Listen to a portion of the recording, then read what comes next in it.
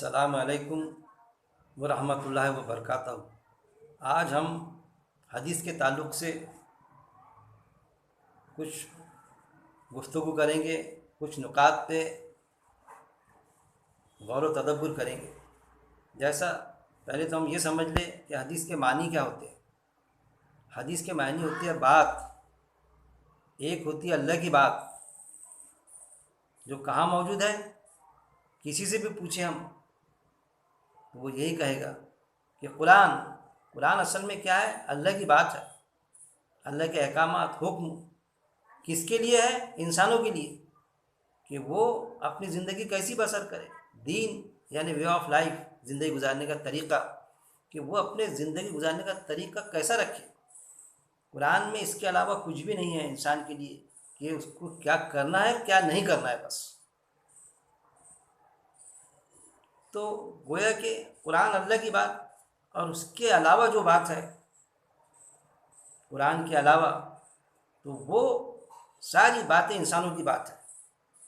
تو اللہ کی بات میں تو کوئی فرق ہو ہی نہیں سکتا، لیکن جو انسانوں کی بات ہے، چاہے کہیں بھی بات ہو، چاہے لکھی ہوئی بات ہو، اس میں فرق ہو سکتا ہے۔ اٹ کین بی، اس طرح سے ہم سمجھیں گے۔ پھر کیونکہ وہ انسانی کلام ہے، کہ انسانی کلام میں فرق ہو سکتا، اس لیے جو کلام، جو انسانی بات اللہ کی بات سے ٹکرائے گی، ایک طرف اللہ کی بات اور ایک طرف انسان کی بات، اللہ کی بات سے ٹکرائیں گی، اللہ کے کلام سے ٹکرائیں گی، کوئی آیت سے ٹکرائیں گی تو ہم اس کو ریجیکٹ کریں گے، چھوڑ دیں گے اس کو، کیونکہ قرآن کی آیت سے ٹکراتی ہے۔ اور جو اگر نہیں ٹکرائے گی اس کو ہم گلے لگائیں گے، ہم کہیں گے یہ فلاں انسان، اس نے باقاعدہ قرآن کے مطابق بات کہی، قرآن میں اس کا حکم موجود ہے، لیکن قرآن میں حکم موجود نہیں، اس کے حکم سے، احکامات سے ٹکراتی ہے کوئی بات، ہم اس کو ایسا جسٹیفائی کریں اس بات کو، اس انسانی کلام کو، اس انسان کی بات کو، کہ نہیں ایسا ہو نہیں سکتا۔ یہ کوئی حدیث،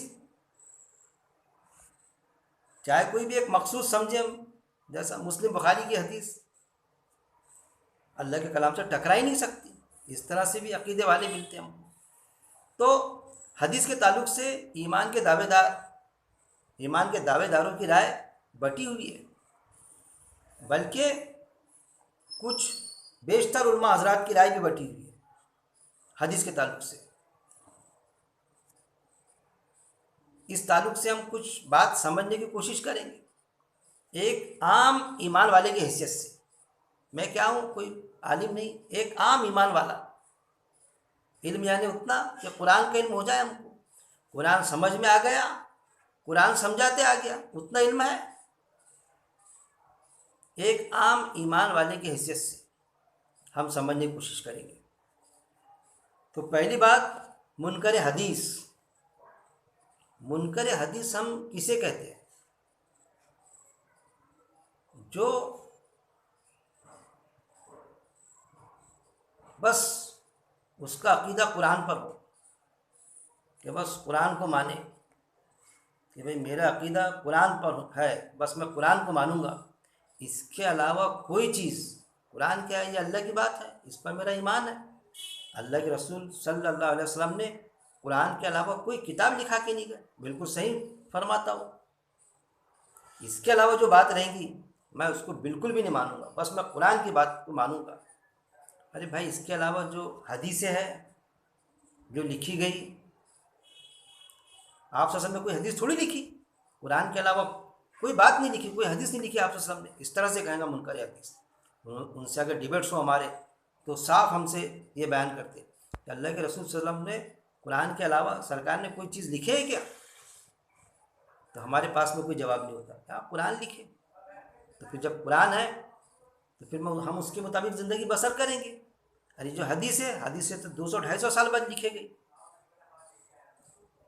اور اس میں گھڑی ہوئی حدیثیں بھی بہت ملتی، تو ہم اس کو یہ بولیں گے بھائی گھڑی ہوئی حدیثیں ملتی، لیکن جو گھڑی ہوئی حدیثیں نہیں ہیں، قرآن کے مطابق ہے، اس پر تو تیرا ایمان رکھ۔ نہیں، ہم کیونکہ اس میں گھڑی ہوئی حدیثیں ہے، مکسنگ ہے اس میں، اس لیے ہم وہ حدیث کو مانیں گے نہیں، ہم حدیث کے منکر حدیث بن کے رہیں گے۔ مطلب کہیں سے ہم نے لائے چاول کا بورا لائے، گیہوں کا بورا لائے، ایک مثال دے رہا ہوں میں، اب گیہوں کا بورا لائے، پتہ لگا کہ اس میں چاول کے ساتھ میں یا گیہوں کے ساتھ میں کنکر بھی موجود ہے، ارے بھائی کسی نے ملا دیا کنکر، نہیں ملانا تھا، بھاؤ لیا ہم سے چاول کا، 100 روپے کلو چاول لائے یا گیہوں لائے ہم نے 50 روپے کلو، 40 روپے کلو، بھاؤ تو اس کو کس کا دیے؟ گیہوں کا دیے، اب اس نے کنکر ملا دیا، 100 کلو کے بورے میں سمجھ لیجیے اس نے 2 کلو کنکر ملا دیا، 3 کلو، تو کیا بھاؤ سے لیا؟ 100 روپے کلو، 300 روپے کا کنکر ملا دیا، نہیں اس نے ملا دیا، اس میں کنکر نکل گئے، اب کیا کریں گے؟ ہم لا تو لیے ہم نے، نہیں پورا جو اب وہ دکان بند کر کے چلے گئے یا وہ دکان والا بھاگ گیا، فرار ہو گیا، اب کیا کریں گے؟ یہ پورا جو ایک بورا گیہوں کا ہے یا چاول کا ہے پورا پھینک دیں گے، ارے بھائی اس کو چن لیں گے ہم، عقل مندی کا تقاضا کیا ہے کہ ہم اس کو چن لیں گے چاول کو، اگر اس سے دنیا کے حساب سے اس منکر حدیث سے اس طرح سے بات کریں ہم کہ تو نے اگر چاول لایا یا گیہوں لایا اور اس میں کنکر ملے ہوئے مل گئے، اب وہ دکان والا بھاگ گیا، چلے گیا، پھنسا کے چلے گیا، تم کو دے دیا تم سے دھوکہ، تو تم اس طرح کی بیوقوفی کرو گے کہ پورا گیہوں کا بورا پھینک دیں گے تم، 100 روپے کلو کا چاول کا بورا یا گیہوں کا بورا، تو وہ یہی کہیں گے ایسا کیسا پھینکیں گے، کیا آپ نے مجھے بیوقوف سمجھا؟ ہم اس میں کے کنکر الگ نکال لیں گے، سارٹنگ کریں گے، اس کی کنکر نکال لیں گے اور چاول استعمال کریں گے ہم اس کو، لیکن دنیا کے معاملے میں تو برابر سمجھتا ہے کیونکہ خود کا پیسہ جاتا نا، لیکن دین کے معاملے میں، اللہ کے ضابطے کے معاملے میں، اللہ کی بات کو سمجھنے کے معاملے میں یہ ہے کہ نہیں، جو حدیث ہے نا ہم اس کو حدیث کو مانیں گے نہیں، کیونکہ کچھ حدیث گھڑی ہوئی ہے نا، اس لیے اس سے انکار کریں گے۔ مطلب انکار کے معنی یہ ہوتے کہ جیسا ہم نے وہ پورے بورے کو پھینک دیے کچرے میں چاول کے، تب جو چاول تھے اس کا بھی ہم نے انکار کیا، کہ جو واقعی چاول تھے اس کا انکار کیے، اس کو ہم نے راستے پہ پھینک دیے، اس کی بے حرمتی کر دی، اس طرح کی بیوقوفی کی ہم نے، تو ان کا بالکل منکر حدیث کا یہی ان کی مثال ہے، یہی مثال ان پہ بیٹھتی کہ کیونکہ گھڑی ہوئی حدیث ہے، اس لیے کیونکہ آپ صلی اللہ علیہ وسلم نے حدیثیں لکھی نہیں، اس لیے ہم اس کو مانیں گے نہیں، ہم حدیث کے منکر بن کے رہیں گے، جبکہ تواریخ میں یہ بھی موجود ہے، جب وہ یہ کہتے تو یہ کیا قرآن میں لکھا ہوا ہے کیا کہ آپ صلی اللہ علیہ وسلم نے قرآن کے علاوہ کوئی چیز نہیں لکھا ہے؟ یہ تو حدیثوں کے ذریعے سے پتہ چلا، تواریخ کے ذریعے سے ہسٹری سے ان کو، کہ آپ صلی اللہ علیہ وسلم نے قرآن کے علاوہ کچھ نہیں لکھا ہے، تو جب کچھ نہیں لکھا ہے یہ پتہ چلتا ہے منکر حدیث کو، تو ان کو یہ بھی پتہ ہونا چاہیے کہ اللہ کے رسول صلی اللہ علیہ وسلم کے دور میں حدیثیں بیان کی جاتی تھی، آپ صلی اللہ علیہ وسلم نے کبھی منع نہیں کیا۔ حدیث یعنی ایک بات، کون سی بات؟ آپ صلی اللہ علیہ وسلم کے فیصلے، آپ صلی اللہ علیہ وسلم جو فیصلے دیتے تھے، آپ صلی اللہ علیہ وسلم کے جو اچھے عمل تھے، صحابہ تذکرہ کرتے تھے ایک دوسروں سے، جیسا جو ہماری فطرت میں ہوتا، کہ جو ہمارے استاد ہوتے، جو ہمارے بزرگ ہوتے، ہمارے والد محترم ہوتے، جن کی ہم عزت کرتے، جس جماعت سے ہم جڑے رہتے، جس اجتماعی سے جڑے ہوتے ہم، جس خاندان سے جڑے ہوتے ہم، جن کی ہم عزت کرتے، ہمارے بزرگ یا ہمارے دوست احباب، وہ جو کوئی اچھا عمل کرتے یا اچھا فیصلہ کرتے تو ہم ایک دوسرے کے پاس تذکرہ کرتے کہ یار کتنا اچھا فیصلہ کیا انہوں نے، تو فلاں شخص آیا انصاف کے لیے تو بہترین فیصلہ کیا، ایسا ایسا فیصلہ کیا انہوں نے اپنے خاندان والے، اپنے بیٹے کی طرف داری نہیں لیے، صحیح فیصلہ کیے، ہم تذکرے کرتے۔ ایسا آپ صلی اللہ علیہ وسلم قرآن کے مطابق اپنی زندگی بسر کرتے تھے اور فیصلے بھی دیتے تھے، خود کے بھی فیصلے کرتے تھے، اوروں کو بھی فیصلے دیتے تھے، یہاں تک کہ ایمان والے جن کا ایمان نہیں بھی تھا وہ بھی فیصلے کو آتے تھے، ان کو بھی آپ صلی اللہ علیہ وسلم فیصلے کرتے تھے ان کے لیے، اور جب وہ انکار کرتے تھے، ان کے مطابق فیصلہ نہیں ہوتا تھا، تو آپ صلی اللہ علیہ وسلم یہ بھی کہتے تھے کہ دیکھ لو تمہارے تورات انجیل میں یہ ہے کہ نہیں، ہاتھ کا بدلہ ہاتھ، آنکھ کا بدلہ آنکھ، کان کا بدلہ کان، ہے کہ نہیں یہ قاعدہ؟ میں تو اسی ٹائپ سے آپ کو فیصلہ دے رہا ہوں نا۔ تو یہ چیز تو ایک طرف تو یہ منکر حدیث کی یہ بیوقوفی، دوسری یہ تو بیوقوفی ہوگی ایسی کہ پورا چاول کا بورا پھینک دیں گے، یہ ایک طرح کی ان کی بیوقوفی بالکل نظر میں آتی منکر حدیث کی۔ دوسری یہ کہ ان کا یہ انکار جو ثابت ہوتا کہ مطلب ہم حدیث کو نہیں مانیں گے کسی بھی، مطلب وہ اس بات کی گواہی دے رہا ہے کہ اللہ کے رسول صلی اللہ علیہ وسلم نے صرف قرآن یعنی تھیوری ہے، قرآن پریکٹیکل تھوڑی ہے، بس اللہ کی طرف سے آیت نازل ہوئی، وہی نازل ہوئی اور آپ صلی اللہ علیہ وسلم نے لکھا دیے، قرآن تھیوری کی شکل میں لوگوں تک کے پیش کر دیے کہ اللہ نے وہی نازل کی، اب اس پر عمل وغیرہ نعوذ باللہ آپ صلی اللہ علیہ وسلم نے کیے نہیں، اس کو عملی جامہ نہیں پہنا ہے، بس تھیوری آئی، تھیوری پیش کر دی لوگوں تک کے. اور اس تھیوری میں یہ آیت بھی موجود ہے باقاعدہ قرآن میں، جس پر ان کا ایمان ہے کہ وہ تم کیوں کہتے ہو جو کرتے نہیں. اللہ کو بات وہ بہت ناگوارہ گزرتی ہے کہ تم کہو کچھ اور کرو کچھ. تو گویا کہ آپ سے پیش کر دیے، کرے نہیں عمل، اور اگر عمل کیے اس حساب سے فیصلے کیے، خود بھی اپنی زندگی گزاری، تو وہ پریکٹیکل. تو حدیث میں کیا ہے؟ وہ پریکٹیکل ہی ہے کہ جو کام کیے وہ پریکٹیکل کیا آپ صلی اللہ علیہ وسلم نے. تو گویا کہ آپ صلی اللہ علیہ وسلم کے پریکٹیکل سے انکار کرتی ہے منکر حدیث. اس طرح ہم سمجھیں گے کیا ثابت ہی ہوتا کہ جو حدیث کو نہیں مانے گا تو سمجھ لیجیے آپ صلی اللہ علیہ وسلم کی پریکٹیکل زندگی سے اس نے انکار کیا، اور وہ اپنے آپ کو اتنا شاہانہ سمجھ رہا ہے کہ بس اللہ کے احکامات موجود ہے قرآن میں، تو کیا ضرورت آپ صلی اللہ علیہ وسلم نے کیا پریکٹیکل کیے یا نہیں کیے، اس سے مجھے کیا مطلب. احکامات موجود ہے، احکامات کے مطابق میں اپنی زندگی بسر کر لوں گا. بھائی آپ صلی اللہ علیہ وسلم کی پریکٹیکل زندگی، آپ صلی اللہ علیہ وسلم جیتا جاگتا نمونہ تھے قرآن کا. ایک شخص نے پوچھا، غالباً ماں عائشہ کا قول ہے، کہ آپ صلی اللہ علیہ وسلم کی زندگی کیسی تھی؟ پوچھا ماں عائشہ رضی اللہ تعالیٰ عنہ سے. کیا فرمایا ہماری ماں نے کہ تم نے قرآن نہیں پڑھا؟ آپ صلی اللہ علیہ وسلم کی زندگی قرآن کا جیتا جاگتا نمونہ تھی. مطلب کیا کہ قرآن میں جو ہے، جو احکامات ہے، جو گائیڈ لائن ہے، عین اس کے مطابق آپ صلی اللہ علیہ وسلم نے اپنی زندگی گزاری، پریکٹیکلی اس پر عمل کیا آپ صلی اللہ علیہ وسلم نے. یہ چیز تو منکر حدیث گویا کہ آپ صلی اللہ علیہ وسلم کی زندگی کا پریکٹیکل کا انکار کرتے ہیں، اور جو اللہ کے رسول صلی اللہ علیہ وسلم کی پریکٹیکل زندگی کا انکار کرے اور قرآن پر کتنا ایمان رکھے تو وہ ایمان والا نہیں ہو سکتا، چاہے کوئی بھی ہو. تو یہ عمل ہے منکر حدیث کا. پھر آپ کو دوسری کیٹیگری یہ ملے گی، ایک سے ایک موجود ہے. تو یہ 3 کیٹیگری میں نے بتایا ہوں. پہلے کیٹیگری یہ منکر حدیث کی. دوسرے ملیں گے منکر قرآن، جانے انجانے میں منکر قرآن بھی بین بیٹھے ہم ملیں گے آپ کو. کس میں سے؟ علماء حضرات میں سے ملیں گے منکر قرآن. اب کیسے منکر قرآن ہوتے سمجھ لیجیے. مطلب حدیث انسانی کلام پر اس حد درجے تک عقیدہ بنا لینا، یعنی کیسا ہوتا منکر حدیث کا معاملہ؟ منکر قرآن کا مطلب حدیث یعنی انسانی کلام پر اس حد درجے تک عقیدہ بنا لینا کہ فلاں شخص کی، یعنی فلاں پرسنالٹی، فلاں شخصیت کی لکھی ہوئی حدیث قرآن کی کسی آیت سے ٹکرا ہی نہیں سکتی. ایسا انسانی کلام پر عقیدہ بنانا کہ جو فلاں شخص ہے پرٹیکولر ایک شخص، جیسا مسلم بخاری کی حدیث، ارے بھائی مسلم بخاری کی حدیث قرآن کی کسی آیت سے ٹکرا ہی نہیں سکتی، ٹکراتی ہی نہیں. اس طرح کا عقیدہ، ٹھوس عقیدہ بنا کے رکھنا. ایک طرف اللہ کا کلام اور ایک طرف انسان کا لکھا ہوا کلام حدیث، اس میں عقیدہ یہ بنانا کہ جیسا اللہ کا کلام ہوتا یعنی قرآن، تو وہ قرآن یعنی اللہ کے کلام سے مسلم بخاری کی حدیث ٹکرا ہی نہیں سکتی، ٹکراتی نہیں. اس طرح کا عقیدہ بنانا. جبکہ قسم ہم کس کی کھاتے بھائی؟ کسی سے پوچھا جائے تو قرآن کی قسم کھاتا ہو جنرل انسان، حالانکہ کھانا تو چاہیے اللہ کی قسم، قرآن کی قسم کھاتا. حدیث کی کتاب کی، حدیث کی کوئی قسم نہیں کھاتا کہ بھائی حدیث کی قسم میرے کو. قسم کی قرآن کی کھائیں گا، لیکن جب عقیدے کا معاملہ آیا تو قرآن کے ساتھ میں حدیث کو ملا دیتا کہ بس انسانی کلام بالکل ایسا کہ قرآن کی کسی آیت سے نہیں ٹکراتا.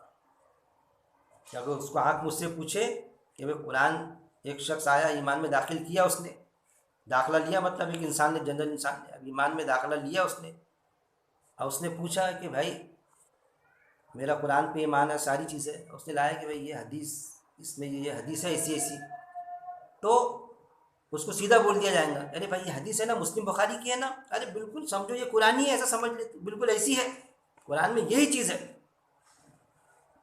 اب یہ حدیث میں جو بتایا اس کے حساب سے جا تو زندگی بسر کر. قرآن بھلے بعد میں پڑھنا تو نہیں، لیکن یہ جو آیا تھا نا اس حساب سے اپنا فیصلہ دے دے. تو اس طرح سمجھ لینا. یہ ایک وہ کیٹیگری ملتی ہے آپ کو. جیسا جس چیز کے لیے منع کیا گیا کہ غلو میں مت پڑھو، ایسا غلو میں پڑھنا، ایسا پڑھنا، ایسی شخصیت پرستی کرنا، ایسی گرزگیت کرنا، تو کوئی گرزگیت میں غرق ہے تو کوئی شخصیت پرستی میں۔ یہ کیا ہے؟ شخصیت پرستی ہے۔ ایک شخص کا لکھا ہوا کلام مسلم بخاری، اس کو ایسا سمجھ لینا کہ جیسا اللہ کے کلام کے ساتھ میں اس کو جوڑ دینا، بالکل کہ وہ غلط ہو ہی نہیں سکتا۔ کیا ہے؟ اس شخصیت کی شخصیت پرستی ہے۔ تو غرق ہے کچھ علماء حضرات اس میں غرق ہے، ڈوبے ہوئے اس میں۔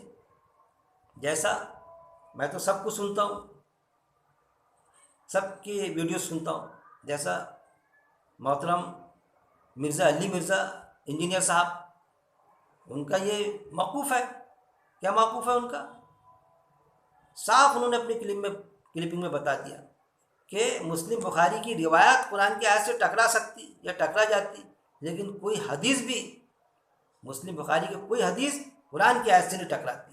ڈکلیئر کیا انہوں نے باقاعدہ سے، مطلب مسلم بخاری کی کوئی حدیث ہے اور کوئی یہ کہے بندہ کہ بھائی یہ قرآن کی آیت سے ٹکراتی ہے، نہیں یہ قرآن کی آیت سے نہیں، دیکھنے کی ضرورت ہی نہیں، ہم کیوں دیکھیں گے، کیوں جانچیں گے اس کو؟ مسلم بخاری کی حدیث ہے نا، بس آپ مجھ کے بھروسہ کرو، بس اس کے مطابق اپنی زندگی بسر کرو۔ قرآن کی آیت سے ٹکرا ہی نہیں سکتی، ٹکراتی نہیں، دیکھنے کا سوال ہی پیدا نہیں ہوتا۔ مطلب قرآن کیا ہے؟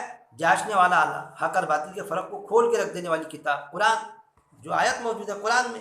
تو مسلم بخاری کی حدیث کو کسی نے کہا بھی تو اس جانچنے والے آلے سے جانچنے کی ضرورت ہی نہیں، کیونکہ مسلم بخاری کی حدیث ہے، ایسے شخص کی ایسی کڑی کی حدیث ہے کہ جس پر ہمارا اتنا اعتماد ہے کہ وہ غلط ہو ہی نہیں سکتا۔ جبکہ میرے بھائی، انبیاء اکرام وقت کے ساتھ میں ان سے رنجشیں ہوئی، لیکن آیتیں نازل ہوتی تھی، وہی نازل ہوتی تھی، کیونکہ بے عیب ذات تو اللہ کی ہے نا۔ جب بھی ان سے کوئی رنجش ہوتی تھی تو اللہ وہی کے ذریعے درست کر دیتا تھا، اپنے آپ کو درست کر لیتے تھے۔ تو گویا کہ انبیاء اکرام معصوم کہلائے کہ ان سے معمولی رنجش بھی ہوئی تو اللہ نے کریکٹ کرا، لیکن جب نبوت کا سلسلہ بند ہو گیا تو اب سارے انسان ہیں، چاہے کوئی بڑا عالم ہو جیت یا ایک عام انسان یا خاص انسان، کتنا بھی ایمان کا دعوے دار، کتنی بھی معتبر شخصیت، عالم فاضل، وہ یہ نہیں کہہ سکتا کہ مجھ سے غلطی نہیں ہو سکتی۔ بالکل وہ نبی تھوڑی ہے، اس لیے مسلم بخاری کی حدیث لکھی گئی، ایک انسان نے لکھا، تو وہ نبی تھوڑی ہے، وہ رسول تھوڑی ہے کہ ان سے غلطی نہیں ہو سکتی۔ گنجائش ہے کہ غلطی ہو سکتی، اور جب غلطی ہو سکتی تو قرآن کی آیت جو ہے اس سے ہم کمپیئر کریں گے حدیث کو، کہ آیت سے اگر ٹکرائے گی وہ حدیث تو وہ حدیث ریجیکٹ ہوگی۔ تو ایک دوسری کیٹیگری یہ ملتی، اس کیٹیگری میں ایک چھوٹی سی مثال دیا میں بہت عزت کرتا مرزا علی مرزا صاحب کی، انجینئر صاحب کی، بہت کئی چیزیں میں نے ان سے سیکھی، ان کے درس قرآن کے ذریعے، لیکن میرا ایک موقف ہے ایک عام ایمان والے کی حیثیت سے کہ مخالفت علم کی بنیاد پہ کرنا چاہیے، بوکس کی بنیاد پہ نہیں۔ کسی بھی عالم کسی بھی جماعت سے جڑا ہو، میں کسی جماعت سے جڑا نہیں ہوں، بس میں قرآن سے جڑا ہوں، بس اللہ کی جماعت، اور کسی بھی عالم کی بکس کے بنیاد پہ میں مخالفت نہیں کرتا۔ انجینئر صاحب کو کے لیے میرے دل میں بہت جگہ ہے، لیکن علم کے بنیاد پر تو مخالفت ہوں گی، کہ ان کا یہ جو نظریہ ہے، یہ جو موقف ہے کہ مسلم بخاری کی حدیث قرآن کی آیت سے ٹکرا ہی نہیں سکتی، ٹکرا ہی نہیں سکتی کا سوال، یہ ٹکراتی ہی نہیں، تو دوسری طرف ہم کو وہ موقف بھی ملتا، وہ نظریہ بھی ملتا، ان کا طارق مسعود صاحب کا، محترم طارق مسعود صاحب مفتی عالم، ان کا یہ بھی ملتا، جبکہ کئی باتوں سے ان کے میں متفق نہیں ہوں، لیکن یہ بات انہوں نے باقاعدہ، ان کا آپ ویڈیو دیکھیں گے تو انہوں نے صاف کہہ دیا، ان کی اس بات پر میں نے ایک پہلے کلپنگ بھی درج کیا ہوں یوٹیوب پر، کہ جو حدیث قرآن کی آیت کے خلاف جائیں گی تو ہم وہ حدیث کو مطلب ریجیکٹ کریں گے، بالکل اس طرح کا ان کا نظریہ بنتا، کیونکہ 100% 100% جو صحیح ہے تو وہ قرآن کی آیت ہے، اور وہ جو انسانی کلام ہے اس میں اٹ میں بھی یہ ہو سکتا۔ انہوں نے مثال دی باقاعدہ، بخاری کے ایک حدیث کوٹ کی انہوں نے کہ جو کماری مرد اور عورت رہے ان کو سزا قرآن جو بتاتا تو 100 کوڑے کے بتاتا سزا، اور بخاری کی حدیث میں ہے کہ 100 کوڑے اب جلا وطن کر دو ان کو. تو انہوں نے ریفرنس دیا، حوالہ دیا کہ امام حنیفہ رحمۃ اللہ علیہ انہوں نے اس حدیث کو چھوڑ دیا، مطلب اس کو ریجیکٹ کی. اس لیے چھوڑا کہ قرآن کی آیت سے ٹکراتی تھی، قرآن کی آیت کے خلاف جاتی تھی. ریفرنس دیا تو وہ بات بالکل ان کی پٹنے لائق ہے، مناسب بات ہے. تو ایسے عالم بھی موجود ہیں کہ جو اس طرح ایک دم ہارڈ بھی نہیں جاتے.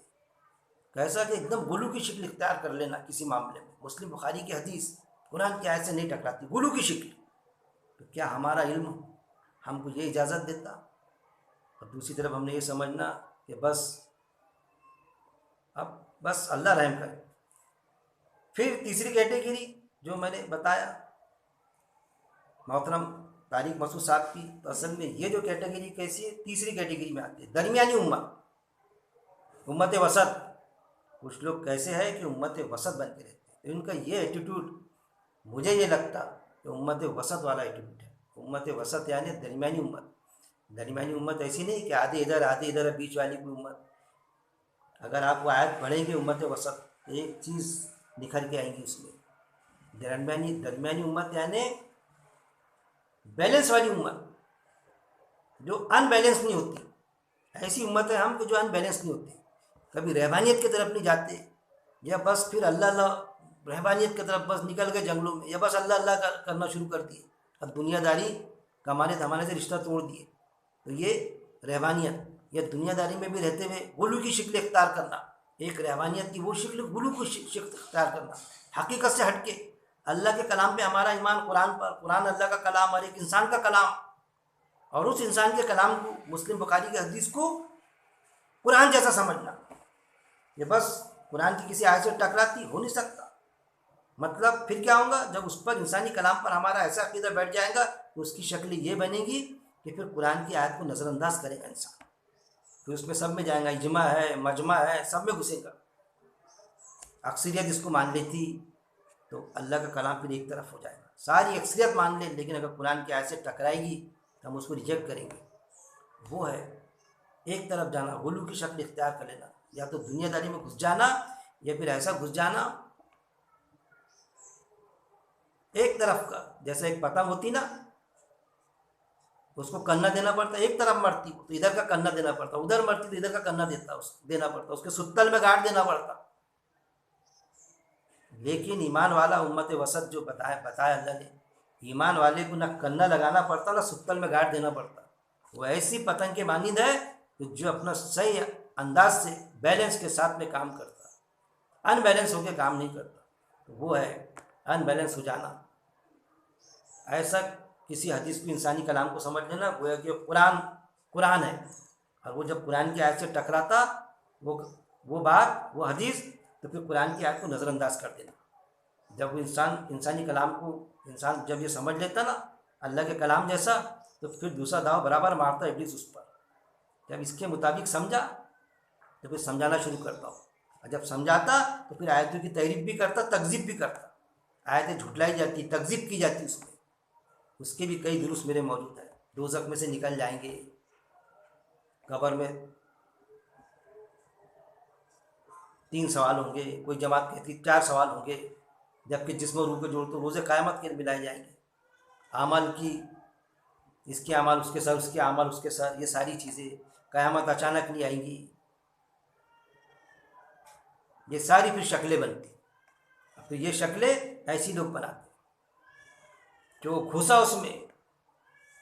ایک ہوتا ہے 3 طرح کے شرک ہوتے ہیں. ہم کو تو قرآن میں پتہ چلتا ہے کہ شرک سے بچو، شرک سے بچو، لیکن ہمارا ذہن اور دماغ، علماء حضرات بتاتے، ہم کو کچھ پتہ چلتا ہم کو کہ شرک کیا. ہم کو بتایا جاتا اللہ کی ذات میں ایک شرک، دوسرا بتایا جاتا اللہ کی صفات میں شرک.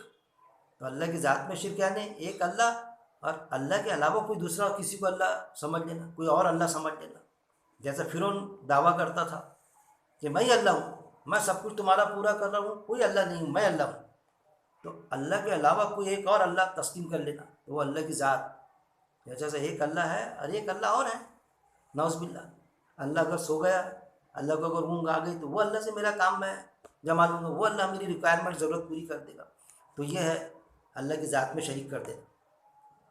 اور ایک ہوتا اللہ کی صفات میں کہ اللہ میں جو صفت ہے تو دوسرے میں وہ صفت سمجھ لینا.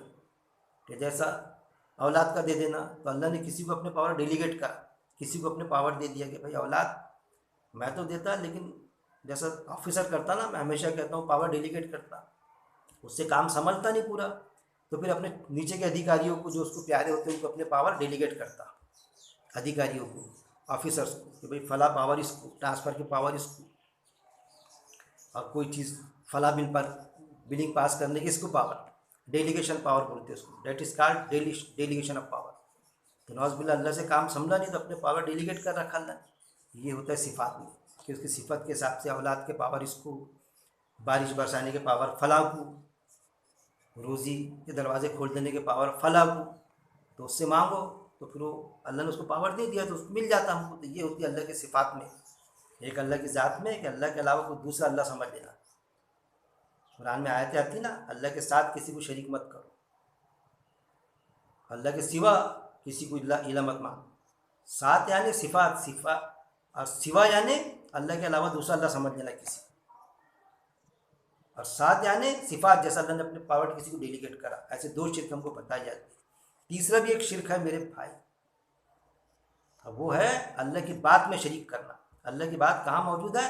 قرآن اللہ کی بات ہے، لیکن اللہ کی بات میں شریک کیا جاتا کہ قرآن کی کوئی آیت سے ٹکرانے والی حدیث، خصوصاً مسلم بخاری کی حدیث، ٹکرانے کے باوجود بھی اس پر ایمان رکھے جاتا. اور پھر اس کے ذریعے سے کہ نہیں، مسلم بخاری کی حدیث قرآن کی، جب یہ عقیدہ بن گیا کہ مسلم بخاری کی حدیث قرآن کی آیت سے ٹکراتی نہیں، اسی طریقہ عقیدہ بنا لیا کسی نے، تو پھر وہ آیت کی تعریف کرنا شروع کر دیتا. یہ ہم جب سمجھ لیں کہ نہیں بھائی، میرے والد محترم جھوٹ بول سکتے نہیں، جھوٹ بولتے ہی نہیں. جب جھوٹ بولتے ہی نہیں، میرا یہ عقیدہ بنا لیا، میرا یہ یقین ہو گیا کہ میرے والد محترم جھوٹ نہیں بولتے. بول سکتے کا سوال نہیں بھائی، سکتے بولو ہی مت، جھوٹ ہی نہیں بولتے. تو پھر کوئی کتنا بھی سچ بولے گا تو میرے والد محترم کا میرے کو اتنا احترام رہے گا کہ میرے والد محترم میں بولے نا وہ بات سچ ہے. کسی نے اگر قرآن کی بھی بات لے کر آ گیا کہ قرآن میں ایک اللہ کا ذکر ہے، ایک اللہ ہے قرآن میں، والد محترم سے پوچھیں گا، والد محترم میں بولے نہیں، ایک نہیں، دو اللہ. دیکھو بیٹا، ایک اللہ ہوتا تو اپنے کو کتنی جنت ملیں گی؟ ہاں وہ ایک جنت. دو اللہ ہے تو اپنے کو دو جنت ملیں گی. ارے فائدہ، اپنے کو دو جنت ملیں گی. یہ اپنے کو دو جنت سے روک رہا. دو جنت ہے، میرے والد محترم میں بولے ایک نہیں دو جنت ہے، ہم کو دو جنت سے روک رہا ہے. تم بالکل اس طرح کا عقیدہ ہے ان کا. انسانی کلام پر ایسا عقیدہ کرنا جیسا اپنے باپ پر عقیدہ بنانا کہ میرا باپ جھوٹ بول ہی نہیں سکتا. تو کیا یہ درست ہوگا میرے بھائی؟ تیرا باپ کیا نبی ہے، رسول ہے؟ جب قرآن کا معاملہ آئے گا ہمارے باپ کی بھی نہیں مانیں گے، کوئی بڑے جید عالم کی بھی نہیں مانیں گے. کتنے بھی معتبر ذرائع سے کڑی حدیث آئیں گی، قرآن کی آیت سے ٹکرائیں گی، مسلم بخاری کی بھی حدیث رہے گی، ہم نہیں مانیں گے. جیسا طارق مسعود صاحب کا بالکل درست